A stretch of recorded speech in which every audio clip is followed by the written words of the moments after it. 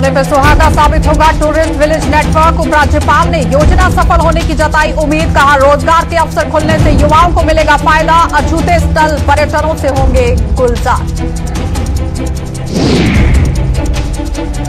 कश्मीर में आंशिक तौर पर हटाई गई पाबंदियां। कारोबारी इदारे बंद। धारा 144 अभी भी लागू।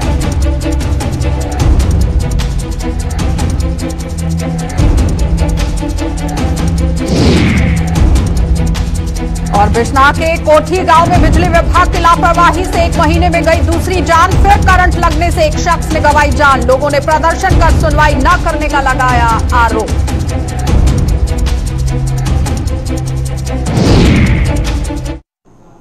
नमस्कार, बुलेटिन में आपका स्वागत है। मैं हूं आपके साथ आशा सरमाल। चलिए शुरुआत करते हैं बुलेटिन की। उपराज्यपाल मनोज सिन्हा ने जम्मू कश्मीर के 75 गांवों को पर्यटन गांव के रूप में विकसित करने के लिए लागू की गई योजनाओं के महत्व को उजागर किया है। उपराज्यपाल ने कहा कि अगर ये योजना सफलतापूर्वक लागू होती है तो इससे न केवल ग्रामीण क्षेत्रों की अर्थव्यवस्था का ग्राफ आसमान को छुएगा, बल्कि इसके रोजगार के साधन भी खुलते हुए नजर आएंगे। मिशन यूथ के तहत टूरिस्ट विलेज नेटवर्क का शुभारंभ करते हुए उपराज्यपाल ने कहा कि इस योजना के लागू होने से हजारों युवाओं को प्रत्यक्ष या फिर अप्रत्यक्ष रूप से रोजगार मुहैया करवाने का रास्ता साफ होगा और बल्कि पर्यटन को भी बढ़ावा मिलेगा। उन्होंने कहा कि इस योजना से गांव में रहने वाले सामान्य आदमी के जीवन में भी बेहद बदलाव आएगा और इसका सबूत मौजूदा समय में कर्नाटक और महाराष्ट्र में देखने को मिल रहा है। उन्होंने बताया कि जम्मू कश्मीर में ऐसे कई स्थल हैं जो अभी भी पर्यटन से अछूते हैं और लोग भी वहां जाना चाहते हैं, इसलिए ये योजना बेहद कारगर साबित हो सकती है। रूरल इकोनॉमी की दृष्टि से, जॉब क्रिएशन की दृष्टि से और कम्युनिटी को मजबूत बनाने की दृष्टि से, यूथ और महिलाओं को एम्पावर करने की दृष्टि से मैं समझता हूं कि अगर इस कार्यक्रम को सफलतापूर्वक हम लोगों ने इम्प्लीमेंट किया तो इससे एक बड़ा परिवर्तन हम ला सकते हैं। कम से कम 10-12 फायदे मुझे इस स्कीम से समझ में आ रहे हैं मोटे तौर पर। और अगर मैं गिनाना शुरू करूं तो केवल ये टूरिस्ट विलेज प्रमोट करके हम 5-6 हजार युवाओं को डायरेक्ट या इनडायरेक्ट रोजगार के अवसर नहीं दे रहे हैं, बल्कि सस्टेनेबल टूरिज्म, इको टूरिज्म को भी बढ़ावा दे रहे हैं, क्राफ्ट हेरिटेज को नया जीवन प्रदान कर रहे हैं। जो हमारा स्वदेशी ज्ञान है इसको बढ़ाने की, जिसे हम इंडिजिनस नॉलेज सिस्टम कहते हैं, उसको पुनर्जीवित करने की कोशिश कर रहे हैं और इससे गांव में सामान्य आदमी के जीवन में बड़ा बदलाव आएगा। एग्री टूरिज्म की बहुत चर्चा आजकल हो रही है। कर्नाटक और महाराष्ट्र में ये काफी पॉपुलर हो गया है। उसके फायदे के बारे में आप में से कुछ लोग जानते होंगे। वहां के जो युवा हैं, किसानों के सामाजिक आर्थिक स्तर में इसके कारण बड़ा भारी बदलाव लाने में सफल हुए हैं। अब एडवेंचर टूरिज्म का भी एक बड़ा माध्यम हो सकता है, एक था, और यहाँ भी ऐसे स्थानों पर लोग अब जाना चाहते हैं जिनका नाम हम में से कोई नहीं जानता है। तो मुझे लगता है कि इसकी असीम संभावनाएं हैं और एक पूरा रूरल टूरिज्म का सर्किट जम्मू कश्मीर में हम इसके माध्यम से बना सकते हैं। जिस प्रकार से जम्मू कश्मीर में टूरिस्ट इन्फ्लक्स आ रहा है, अगर आप आंकड़े देखें तो मुझे लगता है कि जुलाई महीने में 10.5 लाख, अगस्त महीने में 11,20,000 से ज्यादा लोग आए। तो इस प्रयास से मैं मानता हूं कि जो टॉप 10 टूरिस्ट विलेजेज हैं उनमें कम से कम 2-3 तो इस साल, 1 साल के बाद जम्मू कश्मीर से ही होंगे, अगर इस स्कीम को हमने ठीक से प्रमोट किया। अलगाववादी नेता सैयद अली शाह गिलानी के निधन के बाद कश्मीर में अलगाववादी सियासत का एक युग खत्म होने पर लागू की गई पाबंदियां आंशिक तौर पर हटा ली गई हैं और पिछले 2 दिनों से श्रीनगर सहित कश्मीर के विभिन्न जिलों में जहां सुरक्षा व्यवस्था बढ़ाने के साथ साथ धारा 144 भी नाफिज कर दी गई थी, वहीं कहीं भी कोई अप्रिय घटना न हो, उसके कारण आज पाबंदियों में कुछ हद तक ढील भी दी गई, क्योंकि ऐसी कोई भी घटना देखने को नहीं मिली है। कश्मीर में कारोबारी इदारे भले ही बंद रहे, लेकिन यातायात सुचारू रूप से शुरू हो गया है। हालांकि धारा 144 से फिलहाल कोई समझौता नहीं किया जा रहा ताकि कहीं भी लोगों की भीड़ इकट्ठी ना होने पाए, और दूसरी ओर यहां वॉइस कॉलिंग के साथ साथ इंटरनेट सेवाएं भी दोबारा से शुरू कर दी गई हैं, लेकिन मोबाइल इंटरनेट अभी भी यहां पाबंद उन पर लगाई गई है। कहने का तात्पर्य यह है कि इंटरनेट फैसिलिटी अभी तक नहीं दी गई है, जिसे शुरू करने के लिए जल्द ही फैसला लिया जाएगा।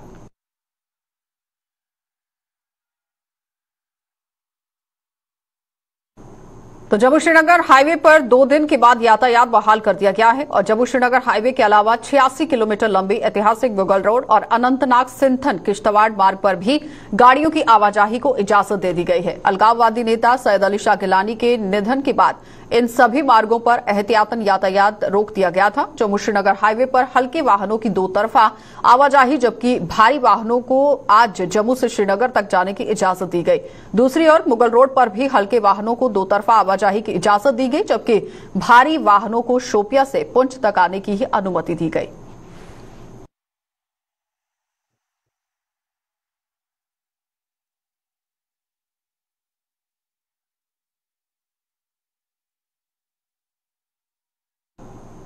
तो बिश्नाह के कोठीमोड़ गांव में भी बिजली विभाग की कथित लापरवाही की वजह से आज एक और भले चंगे इंसान की मौत हो गई है और मौत के आगोश में वह चला गया है।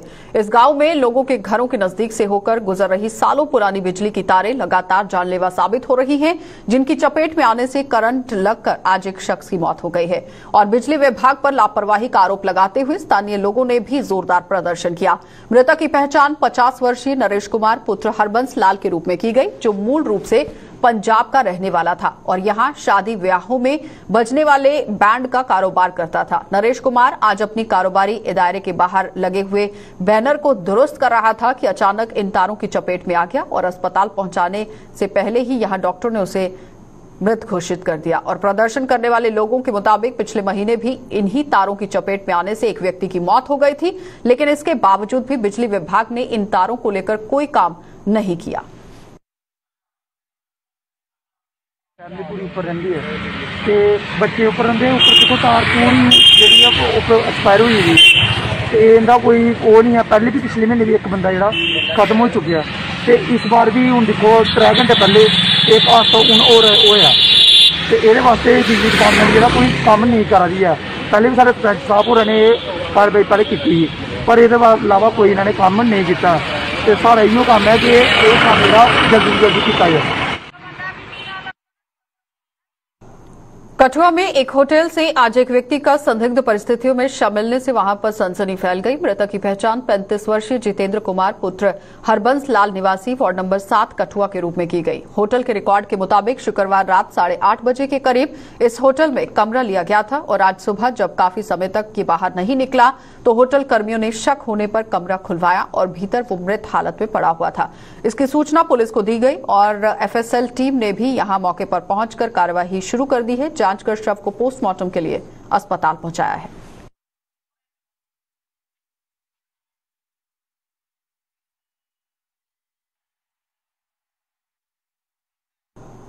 इस बार कोरोना से कुछ हद तक राहत मिलने के बाद आखिरकार वार्षिक कैलाश यात्रा का आयोजन भी किया जा रहा है। कैलाश यात्रा की पवित्र छड़ी आज समुद्र तल से 14,700 फीट की ऊंचाई पर स्थित कैलाश कुंड के लिए भद्रवा के गाठा इलाके में स्थित बासुकीनाग मंदिर से धार्मिक हर्षोल्लास के साथ रवाना हुई। पवित्र छड़ी नलठी के हयान इलाके में रात्रि विश्राम के बाद कल यानी रविवार को कैलाश कुंड पहुंचेगी, जहां श्रद्धालु आस्था की डुबकी लगाकर सदियों से चली आ रही तमाम धार्मिक परंपराएं निभाकर सोमवार को वहां से वापस लौट आएंगे। भद्रवाह से पवित्र छड़ी को यहां कड़ी सुरक्षा के बीच कैलाश कुंड के लिए रवाना किया गया है, जिसमें डोडा के साथ साथ कुछ अन्य इलाकों के श्रद्धालु भी भाग ले रहे हैं। कैलाश यात्रा के शुभ अवसर पर सभी को मेरी तरफ से बधाई एवं शुभकामनाएं। ये एक ऐतिहासिक यात्रा है जो श्रावण और भादो महीने में निकलती है और अमावस्या के अवसर पर जो है कैलाश कुंड में पहुंचती है, जहां हजारों लोग जो है पवित्र झील में स्नान करके जो है वासुकीनाग जी के दर्शन प्राप्त करते हैं। आज यहाँ से यात्रा निकलेगी और रात को हयन में विश्राम करेगी। वहाँ सारी रात जगराता होता रहेगा। कल सवेरे वहाँ से निकल के पवित्र जो कुंड है कैलाश कुंड, वहाँ ये यात्रा पहुँचेंगी। वहाँ सारी रात जागरण होगा। लोग अपनी मुरादें पूरी करने के लिए वहाँ कई किस्म की जो हैं करते हैं, अपनी पूरी जो इसमें उनकी श्रद्धा के मुताबिक अपनी अपनी वो पूरी मिन्नतें पूरी कराते हैं। वहाँ शुभ वहाँ जल जो है वहाँ कुंडल का वो शुद्ध है और उसमें कई किस्म की बीमारियों का जब ऐसे अभी यहाँ जिक्र किया गया कि कई बीमारियाँ वहाँ से उनसे दूर होती हैं। ये श्रद्धा के साथ जाती है। विश्राम करने के बाद ये परसों सोमवार को यात्रा जो है वहाँ से वापस आएगी। यात्रा यहाँ से जा रही है और पूरे शांतिपूर्वक पूरे अच्छे माहौल में यहाँ से यात्रा निकाली जा रही है। बाकी यात्रियों की जो श्रद्धालुओं की श्रद्धा जो है वो वास्कोनाग जी के प्रति काफ़ी गहरी है, क्योंकि एक जो हमारा कल्चर है, जो यहाँ से एक आस्था जुड़ी हुई है वास्कोनाग जी को लेके, और कैलाश की जो यात्रा ये काफ़ी पवित्र और धार्मिक स्थान माना जाता है हमारे भदरवा में इसको। तो आज लोग इधर दर्शन करने जा रहे हैं, जो कि 3 दिन तक यात्रा रहेगी। तो आजादी का अमृत महोत्सव और फिट इंडिया मूवमेंट की गतिविधियों की कड़ी के तहत किश्तवाड़ में आज यहां फ्रीडम रन के दूसरे चरण का आयोजन किया गया। नेहरू युवा केंद्र टूटा द्वारा आयोजित फ्रीडम रन में यहां 75 प्रतिभागियों ने भाग लिया और फ्रीडम रन की शुरुआत किश्तवाड़ में एडीडीसी श्यामलाल ने की है और डीसी कार्यालय से ये शुरू किया गया, जिसमें भाग लेने वालों की काफी तादाद देखी गई और भाग लेने वालों ने देश के प्रति अपने जज्बे का परिचय दिया और साथ ही साथ फिटनेस के प्रति भी लोगों में जागरूकता डाली गई।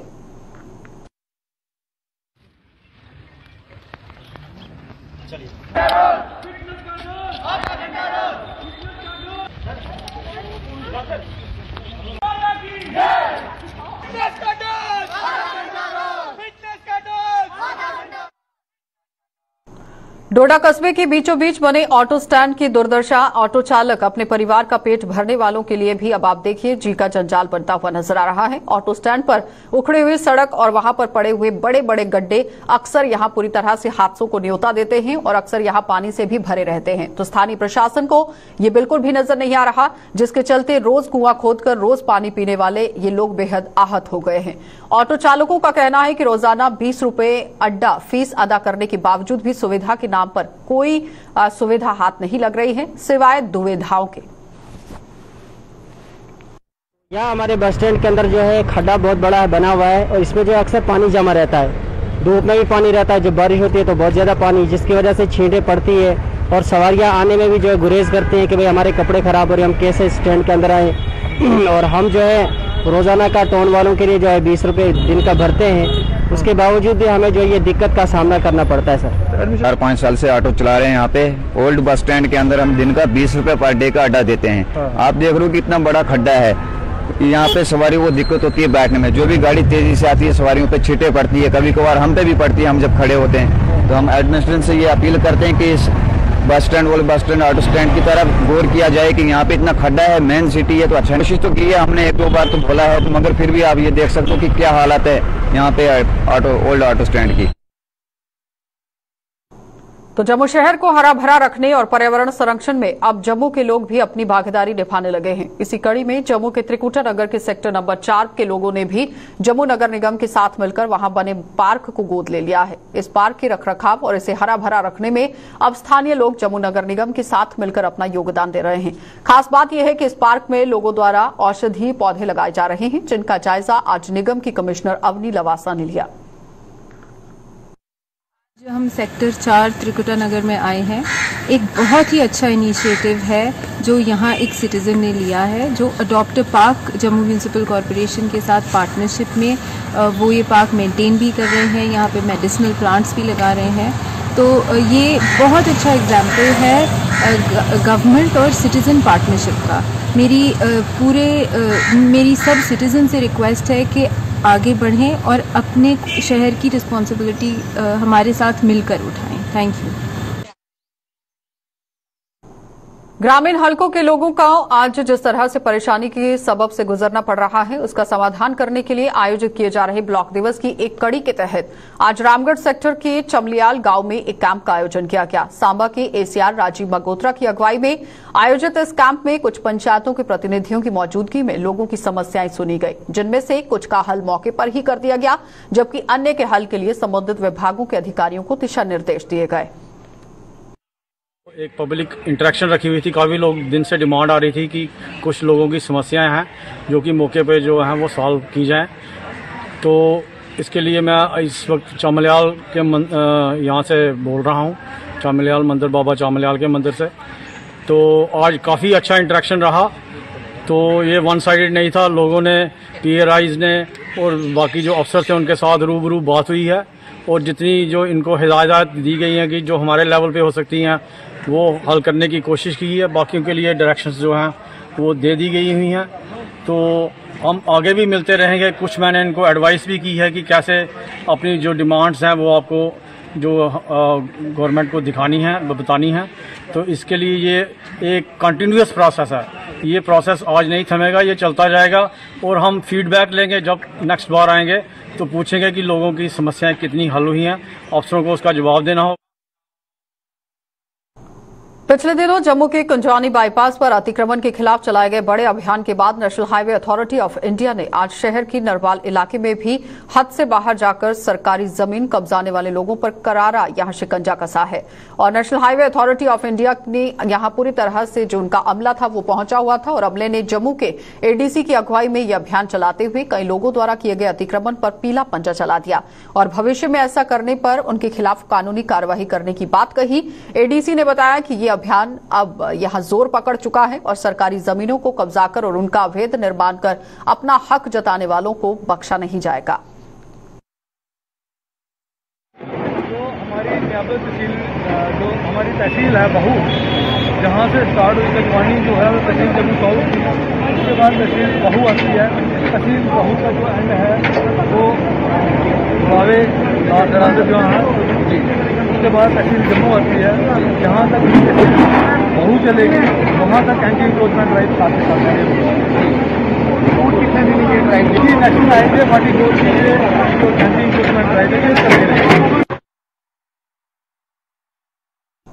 तो केंद्र सरकार पर देश की संपत्ति को बेचने का आरोप लगाने वाली कांग्रेस ने आज सुचेतगढ़ में जोरदार प्रदर्शन किया। पूर्व मंत्री रमन भल्ला ने प्रदर्शन की अगुवाई करते हुए आरोप लगाया कि केंद्र सरकार ने देश की आवाम को गुमराह किया है, जिसकी कांग्रेस पार्टी कड़े शब्दों में निंदा करती है। और भल्ला ने जम्मू कश्मीर का हवाला देते हुए कहा कि यहां से भी रियासत का दर्जा छीनकर केंद्र सरकार ने बेरोजगारी को बढ़ावा देने में कोई कसर नहीं छोड़ी है। उन्होंने कहा कि 70 सांसदों के प्रस्तावित जम्मू कश्मीर के दौरे से भी ये साबित हो गया है कि केंद्र की भाजपा सरकार पूरी तरह से विफल हो चुकी है। मोदी सरकार देश की संपत्ति को बेचने का काम यहाँ पर संभाला है। उसका कड़ा विरोध करते हुए नेशनल वाइड एजुटेशन के माध्यम से आज सुचेतगढ़ में ये रोष प्रदर्शन यहाँ पे था कि जिस तरह से केंद्र में ईगो में फंसी हुई सरकार, वो अहंकार के नशे में डूबी हुई सरकार वो जाग जाए और लोगों के जज्बात को यहाँ पे समझे। जिस ढंग से किसी भी स्टेक होल्डर्स को कॉन्फिडेंस में यहाँ पे नहीं लिया गया और आज के इस दिन पे जिस ढंग से जम्मू कश्मीर में लोग त्राई त्राई यहाँ पे कर रहे हैं, महंगाई की मार से कब्र लोगों की टूट गई, गैस सिलेंडर में कीमतों में बढ़ोतरी हो गई, पेट्रोल और डीजल का आंकड़ा कई गुना पार हो गया और आज भी मैं समझता हूँ जिस ढंग से 70 एमपीओ को जम्मू कश्मीर में भेजने के लिए काम जो उन्होंने यहाँ पे किया, ये साफ जाहिर होता था कि जम्मू कश्मीर की भाजपा हर फ्रंट पे फेल होकर रह गई। जबकि इनके 3 एमपी थे, एक प्राइम मिनिस्टर हाउस में भी इनका नेतृत्व करने वाला एमपी भी है, तो 7 साल की क्या जानकारी यहाँ पे लेंगे। बेहतर यहाँ पे यही मांग है कि पूरी तौर पे रियासत का दर्जा बहाल यहाँ पे हो, इकनॉमी को बूस्ट करने के लिए जम्मू कश्मीर में कोई कड़े कदम उठाए जाए। तो Jammu Kashmir finance and account society के नवनियुक्त पदाधिकारियों को आज वित्त विभाग के अतिरिक्त मुख्य सचिव अटल डुल्लू ने अपनी शुभकामनाएं दी। सोसाइटी ने चुनावी प्रक्रिया संपन्न होने के बाद आज एक कार्यक्रम का आयोजन कर अटल डुल्लू को विशेष तौर पर आमंत्रित कर उनसे मार्गदर्शन लिया। अटल डुल्लू ने नवनियुक्त पदाधिकारियों को शपथ भी दिलाई और उनसे आउटरीच यहां पर पूरी तरह से काम करने की बात भी कही। अकाउंट कैडर के उत्थान के लिए भी यहां संभव कदम उठाने का आह्वान किया गया। हमने हमारा ओथ होना है और हमने कल अपने वर्दी एडिशनल चीफ सेक्रेटरी फाइनेंस जनाब अटल डुल्लू साहब से गुजारिश की थी कि सर आप तशरीफ़ लाइए और ही वॉज काइंड एनफ। उन्होंने हमारी रिक्वेस्ट को कबूल किया और आज यहाँ हमारा ओथ है और हमारा जो काम है वो purely welfare of the accounts cadre है। इसमें कोई दूसरा कोई मोटिव नहीं है। ये प्योरली अकाउंट सोसाइटी इसीलिए तश्कील दी गई है कि हमारे जो अकाउंट्स के कुछ इश्यूज़ हैं उनको कैसे टेकअप किया जाए in a healthy and fair manner with the government, और that is only our motto to constitute this body and we will इंशाअल्लाह come up to the expectations of our all the members and the accounts and finance team. तो खेल विभाग द्वारा जल्द ही inter school zone level प्रतियोगिता का आयोजन किया जा रहा है और इसके लिए विभाग ने जम्मू जिले के सभी जोन में ट्रायल शुरू कर दिया है।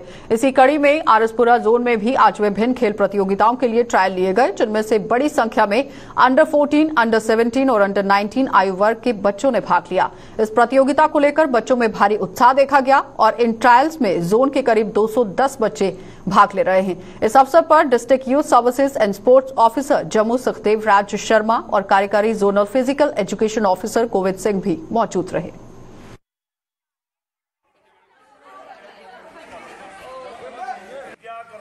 प्रतिज्ञा करता हूं कि इस प्रतियोगिता में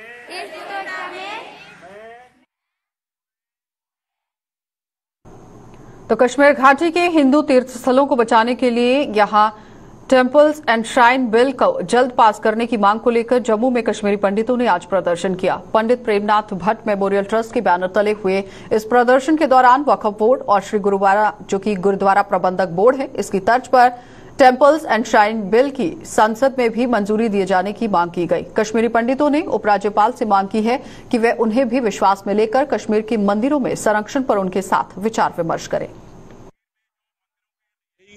निवेदन करते हैं कि उनके लिए एक टेम्पल्स और श्राइन्स बिल लाया जाए, जैसे वक्फ बोर्ड है, जैसे गुरुद्वारा प्रबंधक कमेटी बोर्ड है, उस तरीके से एक बिल लाया जाए संसद में, पार्लियामेंट में, जिसमें कश्मीर के 1400 मंदिर जो कि हमने चिन्हित किए हैं उनकी सुरक्षा हो सके और उनका दोबारा से जीर्णोद्धार हो सके। इसलिए ये हम आज इसीलिए ये प्रोटेस्ट रखा गया है। हम सरकार से और लेफ्टिनेंट गवर्नर साहब से निवेदन करते हैं कि वो कश्मीरी पंडित समाज के जो भी प्रेमनाथ भट्ट मेमोरियल ट्रस्ट के लीडरान हैं उनको बुलाएं और उनके साथ इस विषय में बातचीत करें कि कश्मीर में मंदिरों की सुरक्षा किस प्रकार से की जाए। हमारा तो यही मानना है कि उसके लिए एक बिल शीघ्र से चलिए, बुलेटिन में फिलहाल इतना ही। देश और दुनिया की खबरों के लिए आप बने रहिए हमारे साथ।